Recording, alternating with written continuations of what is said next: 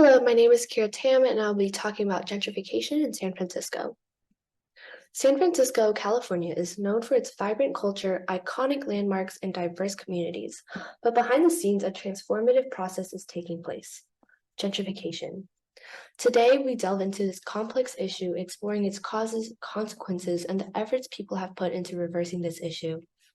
According to the Urban Displacement Project, gentrification is a process of neighborhood change that includes economic change in a historically disinvested neighborhood by means of real estate investment and new, higher income residents moving in, as well as a demographic change, not only in terms of income level, but also in terms of changes in education level or racial makeup of residents.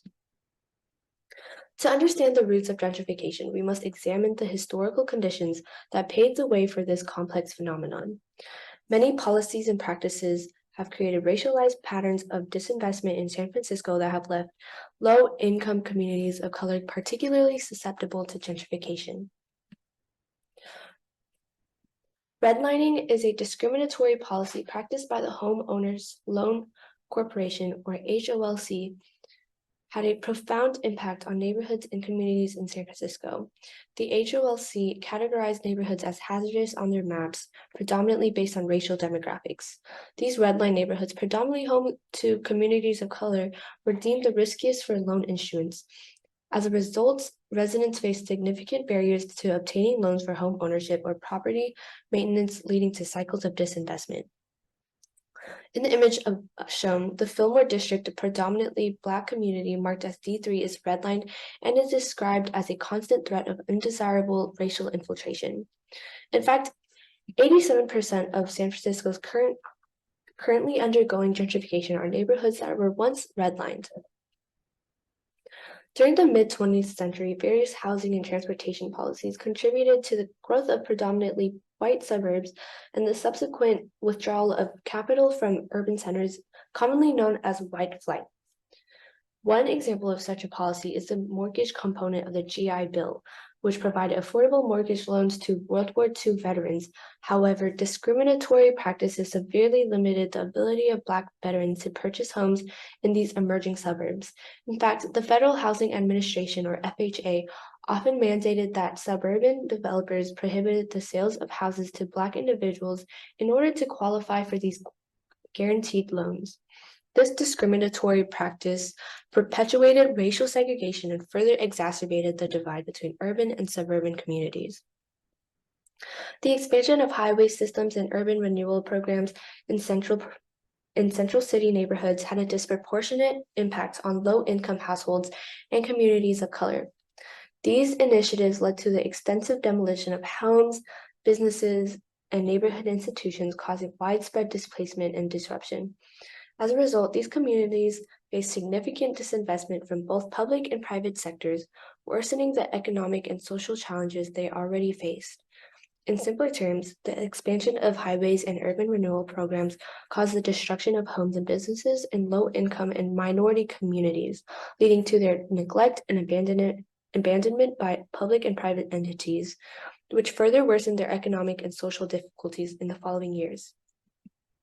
Here's an example of how urban renewal programs and highway systems in Cincinnati, Ohio pushed low-income households and communities of color out of the area, resulting in the mass clearance of homes, businesses, and neighborhood institutions, setting the stage for widespread public and private disinvestment in the decades following. In recent years, the foreclosure crisis has made certain areas more susceptible to gentrification. This has had particularly significant impact on low-income communities of color, where a larger number of subprime loans were issued, leading to a higher rate of foreclosures. As a result, these neighborhoods became attractive to investors who sought to buy and renovate homes for their own financial gain. To put things into perspective, between 2007 and 2009, there were 790 foreclosures per 10,000 loans for African Americans, 769 foreclosures for Latinos, and 452 foreclosures for non-Hispanic whites. The wave of foreclosures in low-income communities of color created an opportunity for investors to purchase properties at lower prices, which often resulted in the displacement of long-time residents. This in turn accelerated the process of gentrification as wealthier individuals moved into these areas, causing property values to rise and transforming the character of the neighborhood. The data on foreclosure rates clearly shows the unequal impact of the foreclosure crisis on different racial and ethnic groups. Nowadays, both people and money are flowing back into neighborhoods that were previously neglected or lacked investment. Why is this happening? One reason is that these neighborhoods often provide more affordable housing options compared to other areas in many American cities. The cost of renting has been steadily increasing, and even people with moderate incomes are searching for more affordable places to live. In San Francisco, the average rent for a typical two-bedroom apartment rose by nearly 70% between 2011 and 2017. Another factor is that cities often have older historic homes that attract new residents. These properties have a certain charm and character that appeals to people looking for unique living spaces. Cities also offer the advantage of being close to commercial and job centers.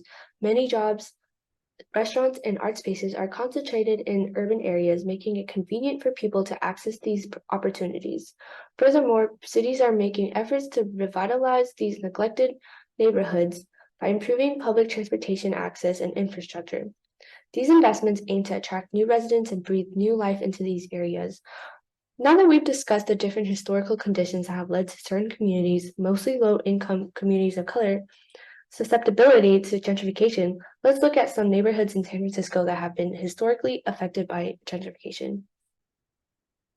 The Fillmore District, historically known for its rich Black culture and hailed as the Harlem of the West, is a prime example of systemic racism, gentrification, and erasure of Black culture. The Fillmore community was born during World War II when Black migrants were recruited to work at the nearby Bayview Hunters Point shipyard. Anti-discrimination policies during the war created opportunities for skilled and semi-skilled Black labor, attracting people from various parts of the country. The diversity and economic prospects of San Francisco made the Fillmore District a thriving cultural hub for African Americans. Following the war, the Fillmore District flourished with vibrant businesses, jazz clubs, theaters, and a strong sense of community. It became a place where Black culture thrived, celebrating art, music, and expression. However, the district was soon to face a series of challenges that would reshape its future. The 1960s brought a wave of discriminatory policies and gentrification practices that targeted the Fillmore community. Urban renewal plans such as Western Addition A1 in 1953 and Western Addition A2 in 1963 were implemented, designating the Fillmore as a slum and paving the way for its destruction. These plans aimed to bulldoze much of the Fillmore district to make room for new developments, displacing countless Black residents and businesses. Gentrification and displacement hit the Fillmore district hard. Families and businesses were uprooted and were forced to relocate to other neighborhoods. The once thriving center of Black culture and commerce was lost, leaving a void that still resonates today. The emergence of internet-related industries in San Francisco, such as web development, e-commerce, and social media, has brought significant economic growth to the city. However, along with these benefits, there have been social and political consequences, particularly for lower-income communities. As these industries flourished, wealthier residents began moving into neighborhoods that were traditionally affordable for working-class individuals and families. This influx of affluent residents led to a surge in property values and rents, making it increasingly difficult for long-time residents to afford housing in their own communities. One neighborhood greatly impacted by these changes is the Mission District, which has a rich history of Latinx culture. The cultural and social fabric of the neighborhood has undergone significant transformation as much more affluent residents moved in.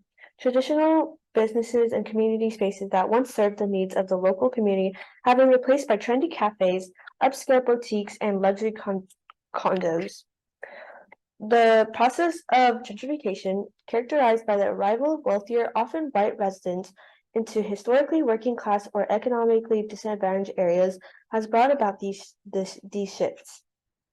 has resulted in rising property values, the displacement of long-time residents, and the erosion of the unique character and identity of the neighborhoods like Mission districts. The cultural and social changes within San Francisco Mission District, along with many other regions in the city, have led to the rise of activist movements. Gentrification in San Francisco has affected different groups of people in various neighborhoods.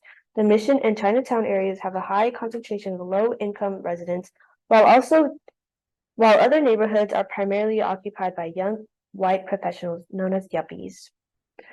This had created a social and economic gap between the longtime residents and the newcomers, leading to tension and anger. The displacement of working class for tenants and the rush for commercial space by real estate developers have fueled this divide. In response, advocacy groups like Eviction Free San Francisco, or EFSF, have emerged to fight against gentrification.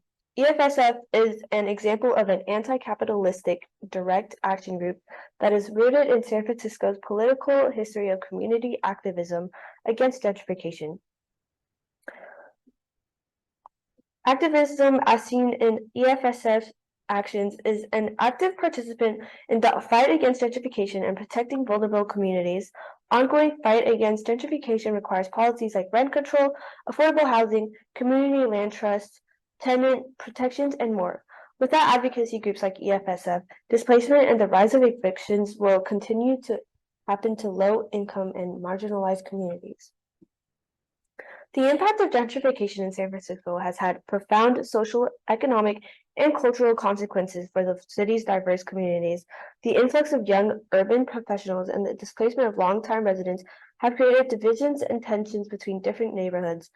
The rise of advocacy groups like Eviction Free San Francisco reflects a growing awareness and resistance against gentrification as community members strive to protect their homes and preserve the unique character of their neighborhoods. It is crucial for policymakers to implement effective strategies such as rent control, affordable housing initiatives, and tenant protections to mitigate the negative effects of gentrification and ensure the equitable development of the city. As voters, it is important for us to recognize the impact of gentrification on our communities in San Francisco. The influx of young urban professionals and rising property prices have led to the displacement of longtime residents, creating divisions between neighborhoods. However, there's hope in the form of advocacy groups like Eviction Free San Francisco, who are fighting to protect our communities from further displacement. As we consider our choices in upcoming elections, we must support policymakers who prioritize the needs of marginalized communities and advocate for policies such as rent control, affordable housing, and tenant protections.